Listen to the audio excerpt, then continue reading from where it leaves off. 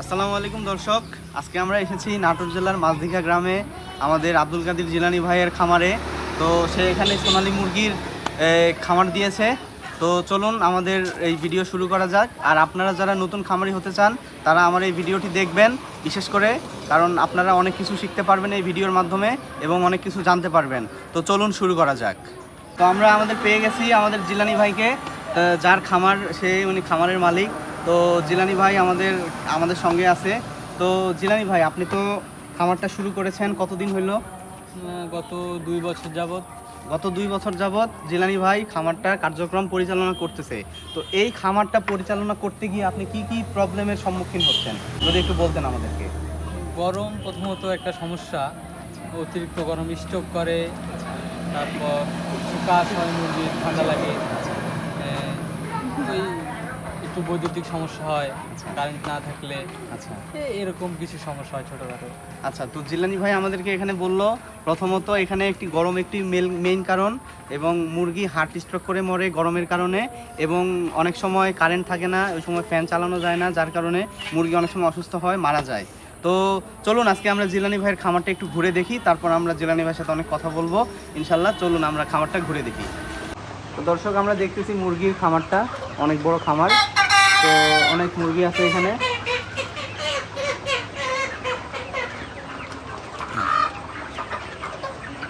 দেখুন দর্শক, আমরা চলে এসেছি জিলানী ভাইয়ের খামারে। তো জিলানী ভাইয়ের এই খামারে আমি বেশ অনেকগুলো মুরগি দেখতেছি। তো জিলানী ভাই, আপনার এখানে মুরগি কতগুলো আছে? 2080টা। 2080 পিস মুরগি আছে।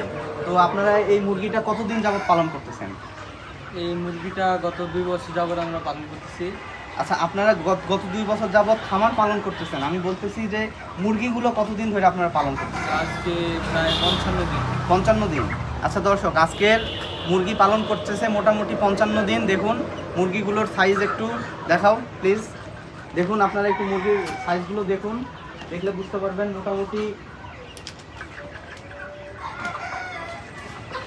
হ্যাঁ, মুরগিগুলোর সাইজ দেখে আমরা বুঝতে পারতেছি মুরগিগুলো মোটামুটি 1 কেজির বেশি হয়ে গেছে ওজন। তো আপনারা দেখতে পারতেছেন দর্শক। তো জিলানী ভাইয়ের সাথে আমরা আরও কিছু কথা শেয়ার করব। চলুন আমরা একটু হাঁটতে শুরু করব। এই মুরগিগুলো যে আপনারা ইউজ করতেছেন, মুরগিগুলোর খাবার কীভাবে দেন অথবা পানি কীভাবে দেন যদি আমাদেরকে একটু বলতেন। পানি দিনে 3 বার দিতে হয়, সকালে একবার, দুপুরে একবার, রাত্রে একবার। আচ্ছা, আর খাবারটা কীভাবে দেন? খাবারটাও 3 বারই দিই। 3 বার সকালে একবার, দুপুরে একবার, আর রাত্রে একবার। আচ্ছা, আপনারা যারা নতুন খামারি হবেন বলে ভাবতেছেন অথবা করতেছেন, তো আমাদের এখানে অভিজ্ঞ খামারি জিলানী ভাই আছে। তো উনি বলল যে উনি আসলে এই খামারে মোটামুটি 3 বার পানি দেয়, সকাল, দুপুর এবং রাতে 3 বেলা পানি দেয় এবং 3 বেলা খাবার দেয়। সকাল, দুপুর এবং রাতে 3 বেলা খাবার দেয়। তো এই খাবারটা এবং পানিটা আপনাদের কি পরিমাণ খাবারটা প্রয়োজন হয়? 1 বস্তা ফিডে, আমি দেখতেছি এখানে অনেকগুলো ফিডের বস্তা রয়েছে। তো 1 বস্তা ফিডে আপনার কেমন লাগতেছে জিলানী ভাই, একটু এখন শুনি। দিন 3 বস্তার মতন ফিড লাগতেছে। প্রথমে শুরুতে কম লাগতো, এখন বড় হয়ে গেছে, এখন দিন 3 বস্তা। আচ্ছা, তো প্রথম অবস্থায় একটু কম লাগতো, কিন্তু এখন যেহেতু মুরগির বয়স অনেক বেড়ে গেছে, 55 দিন বয়স হয়েছে মুরগির, তো এখন দিনে 3 বস্তা করে ফিড লাগতেছে এই 2080টা মুরগির জন্য। তো আপনার এই যে মুরগিগুলো যে কিনছেন, মুরগিগুলো তোলার পর কি একটা মুরগিও মারা গেছে আপনার এখন পর্যন্ত? এখন পর্যন্ত 60-70টার মতো মারা গেছে। আচ্ছা, এখন পর্যন্ত 60-70টা মুরগির মতো ওনার মুরগি মারা গেছে।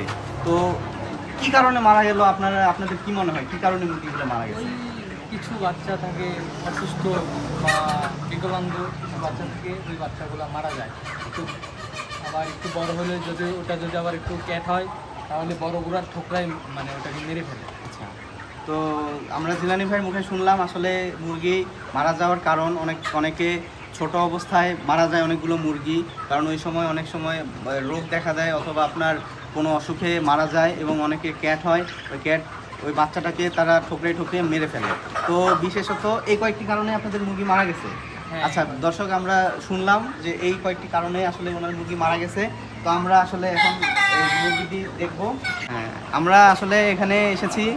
আচ্ছা জিলানী ভাই, আপনি যে এখানে 2000 মুরগি পালতেছেন, তো এই যে আপনি যে শেডটা করেছেন, এই শেডটা কতটুকু জমির উপর করেছেন? কত ফিট বাই কত ফিট আছে এখানে? Feet 100 feet. আমার তো মনে হচ্ছে এখানে 100 ফিটের বেশি আছে। 85 feet by 28 feet. 85 feet by 28 feet. আচ্ছা, আমরা এখানে একটা ধারণা পাইলাম যে 2000 মুরগি পালন করতে মোটামুটি 85 ফিট বাই 80 ফিটের একটা ঘর।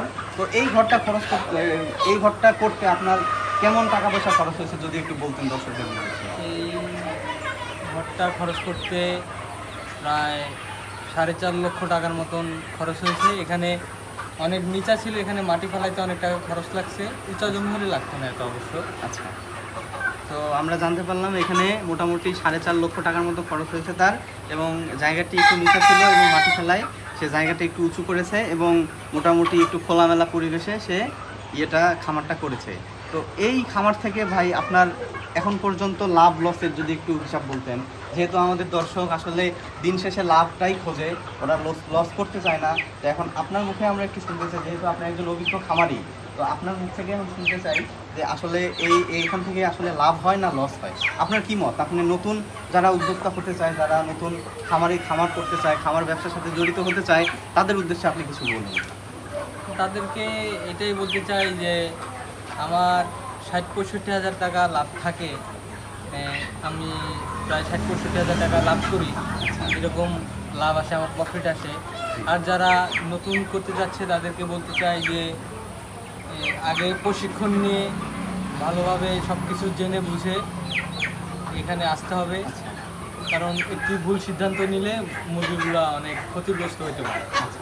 তো এখানে জিলানি ভাই যেটা বলতে চাইলো, আমরা যেটা বুঝলাম যে আসলে প্রশিক্ষণ না নিয়ে আসলে কারো এই ব্যবসাতে আসা ঠিক না, এবং যেহেতু এটা একটা মানে অনেক বড় ব্যবসা, অনেক বড় বিজনেস, অনেক বড় পুঁজি লাগে, তো সেহেতু এখানে আপনারা যদি কেউ নতুন খামার ব্যবসা শুরু করতে চান অবশ্যই আপনারা প্রশিক্ষণ নেবেন। আমাদের দেশে অনেকগুলো জায়গা আছে যেখান থেকে আমরা প্রশিক্ষণ নিতে পারি, যেখানে প্রশিক্ষণ নেওয়া যায়। যুব উন্নয়ন অফিস আছে, যুব অধিদপ্তর আছে, উপজেলা যুব উন্নয়ন অফিস আছে, সেখান থেকে আমরা আসলে এই খামার বিষয়ে আমরা অভিজ্ঞতা অর্জন করতে পারি, সেখান থেকে আমরা ট্রেনিং নিতে পারি। তো জিলানি ভাই যেটি বললো যে আমাদের জিলানি ভাইয়ের এই খামারে মোটামুটি শেষে মানে এই খামারের মুরগি যে এদের চালান দেয়, প্রতি চালানে এদের 60 থেকে 65 হাজার টাকা লাভ থাকে। তো আসলে আমরা লাভের হিসাবটাই দেখতেছি, তো আসলে এর মধ্যে কিন্তু অনেক কষ্ট থাকে, অনেক পরিশ্রম থাকে, অনেক খরচ থাকে। আপনাদের মানে আসলে খরচ কেমন হয় খামারের প্রতি যদি একটু বলতেন। খরচ কারেন্ট বিলটা আসে। আচ্ছা, কারেন্ট বিল কেমন আসে আপনার? কারেন্ট বিল আসে 5-6 হাজার টাকা কারেন্ট বিল। আচ্ছা, কারেন্ট বিল 5-6 হাজার টাকার মতো আসে। তারপর আর কি খরচ? নিচে কুড়া দিতে হয়, কুড়া বিল, কুড়া অনেক টাকার কুড়া লাগে, এবং 8-10 হাজার টাকার কুড়া লাগে। তো এটাই খরচ, আর বাদ বাকি কাজ। আচ্ছা, তো জিলানি ভাই যেটা বললো যে কারেন্ট বিল আসে 5-6 হাজার টাকার মতো, এটা হচ্ছে ওনার একটা স্থায়ী খরচ, এবং প্রত্যেকবার এই যে ওনাকে যে কুড়াটা চেঞ্জ করতে হয়, যে লিটারটা চেঞ্জ করতে হয়, এই লিটারে ওনার যে খরচটা হয় এটাই মূলত খরচ। এছাড়া ওনারা পরিশ্রম করে, আপনারাই তো দেখাশোনা করেন ভাই? হ্যাঁ, আচ্ছা, ওনারা নিজেরা দেখাশোনা করে, ওনারা নিজেরা পরিশ্রম করে। তো আসলে এখানে বাড়তি কাউকে নেওয়া হয়নি, ওনারা মিলেই, ওনার ফ্যামিলির মানুষজন মিলেই আসলে খামারটা দেখাশোনা করতেছে, পরিচালনা করতেছে। তো আমরা জিলানি ভাইয়ের কাছ থেকে আসলে অনেক কিছু জানতে পারলাম, অনেক কিছু শিখতে পারলাম। তো ভাই শেষ কথার মতো মানে আপনারা যারা নতুন খামার করতে চাচ্ছে তাদের উদ্দেশ্যে শেষ আপনি কিছু বলেন। এটা অনেক টাকা ব্যয়বহুলের একটা ব্যবসা, এখানে ভেবে চিন্তা আসবেন, আসলে যেন মানে এক আধবার যদি লসও হয় যেন পরে যেন আবার করতে পারেন, এরকম স্কোপ রেখে এখানে আসবেন। এতটুকুই বলতে চাই দর্শকের উদ্দেশ্যে। আচ্ছা, তো জিলানি ভাই যেটা বললো শেষ কথা, যে আপনারা যারা আসবেন জেনে বুঝে আসবেন, এবং লাভ লস আসলে ব্যবসাতে লাভ লস দুটোই থাকে। তো সেহেতু সেই চিন্তা করে আপনারা এই ব্যবসাতে আসবেন, এবং আপনারা মোটামুটি একটা ধারণা নিয়ে একটু জেনে শুনে এই ব্যবসাতে আসবেন। হুট করে আসলে জিলানি ভাই আমার একটা লাস্ট প্রশ্ন আপনার কাছে, যে আসলে আপনারা যে এতগুলো মুরগি দিয়ে শুরু করেছেন, যারা নতুন খামার দিতে চায় তাদের কি আসলে এতগুলো মুরগি দিয়ে শুরু করা উচিত, না আরেকটু কমানো উচিত? আপনি কি বলবেন? প্রথমে একটু কম নেওয়া উচিত, কারণ প্রথমে একটু দেখভাল করতে অসুবিধা হয়, পরে অভ্যস্ত হয়ে গেলে নেওয়া যায়, বেশি নেওয়া যায়। আচ্ছা, তো জিলানি ভাই যেটি বললো, হ্যাঁ আসলে আমাদেরও কথা এরকম যে প্রথমে আসলে এতগুলো মুরগি দিয়ে শুরু করা উচিত না, আমাদের উচিত প্রথমে কিছু মানে মোটামুটি 200, 300, 500 500 মুরগি দিয়ে যদি আমরা শুরু করতে পারি, তাহলে আস্তে আস্তে পরে এটা আমরা আসলে শিখতেও পারবো। আমাদের শেখার তো শেষ নাই, আমরা শিখতে পারবো, আমরা আরও জানতে পারবো, আমরা আরও বুঝতে পারবো। তখন হয়তো বা পরবর্তীতে আস্তে আস্তে আমরা এটা বাড়াইতে পারবো। তো আজকে দর্শক, আমার বিশ্বাস যে আপনারা অনেক কিছু শিখতে পারলেন আমাদের অভিজ্ঞ খামারি জিলানী ভাইয়ের কাছ থেকে। আসলে অনেক কিছু আপনারা হয়তো বা শিখতে পেরেছেন, আমি বিশ্বাস করি।